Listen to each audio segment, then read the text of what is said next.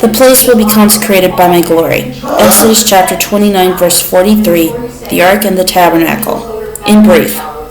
Passage, Exodus chapters 25 through 27. Theme, creating a sacred dwelling place for God. Setting, 14th to 13th century BC, the wilderness in which the Israelites wandered for 40 years. Key figures. Moses, prophet and leader of the Israelites, was chosen by God to receive the 10 Commandments on top of Mount Sinai. Aaron, the older brother of Moses and the Israelites' first high priest.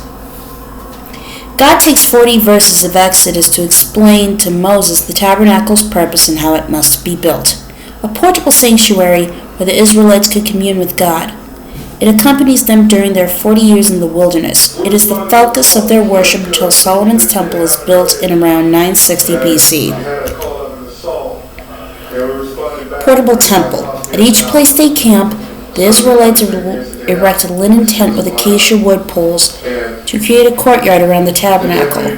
This courtyard contains the altar of sacrifice on which offerings are made and the laver, a bronze basin filled with water in which the priests purify themselves. The tabernacle itself is a tent with acacia wood poles set in silver bases and a roof of 4 layers.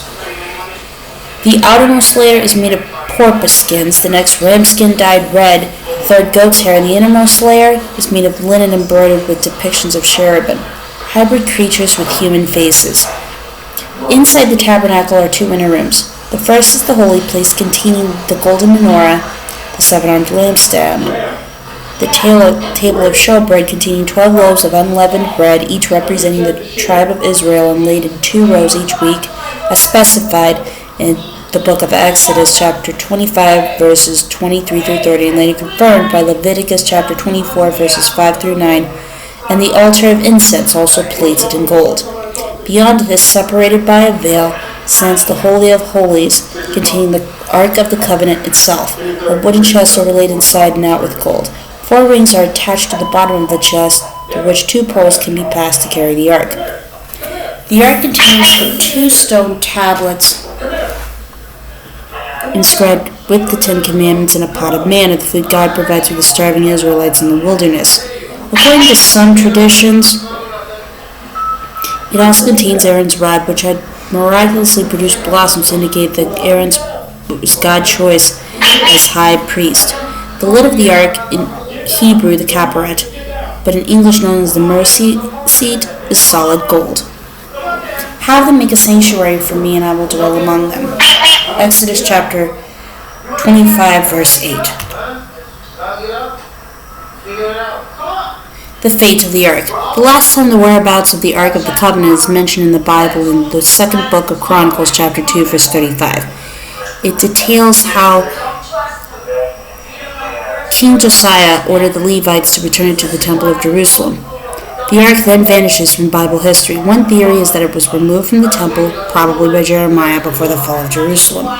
It is said he hid the Ark in a cave on Mount Nebo.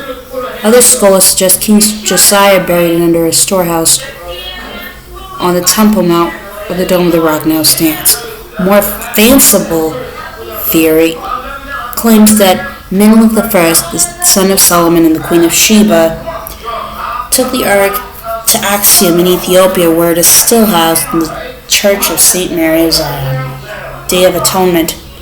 Only the high priest was allowed to enter the Holy of Holies, and then only once a year on the day now known as Yom Kippur, when the Israelites atoned for their sins. Burning incense to shield his eyes from the divine presence, the high priest would sprinkle blood from a newly sacrificed bull into the mercy seat to atone for his and his family's sins, and then blood from a goat to atone for the sins of the Israelites in general. A second goat was then brought into the Holy of Holies. Placing his hands on his head, the priest then confessed the Israelites' sins before releasing the goat into the wild. This ritual is the root of the word scapegoat, as the second goat now carries all the sins of the Israelites.